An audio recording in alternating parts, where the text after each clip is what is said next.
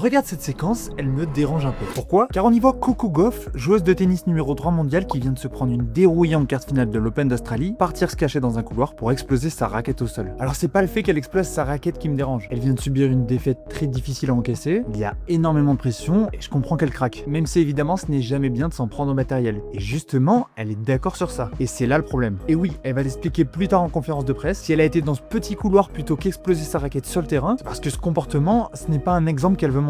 Et elle a donc cherché un coin où elle ne serait pas vue. Mais c'est l'une des spécificités de l'Open d'Australie. Les joueurs sont filmés partout, tout le temps. On a par exemple vu Iga Swiatek être refoulée par la sécurité car elle n'avait pas son accréditation. Yannick Sinner essayait d'allumer une télé et ne pas réussir, ou encore André Eva mordre sa coach. Et c'est cool, c'est sympa de voir les athlètes en dehors des terrains, d'en apprendre un peu plus sur leur routine, etc. Mais ce qui me dérange dans cette séquence, c'est qu'elle le dit explicitement, elle ne voulait pas être filmée. Et elle ne souhaitait pas que les images soient diffusées. Mais tout ça a été fait sans vraiment qu'on lui pose la question. Alors oui, le sport est un divertissement. Mais les sportifs sont-ils des bêtes de foire que l'on peut observer à notre guise? En tout cas, cette séquence pose question, et cette méthode n'a pas vraiment plu à Coco. Maybe some conversations we can be had, because I feel like at this tournament, the only private place we have is the locker room.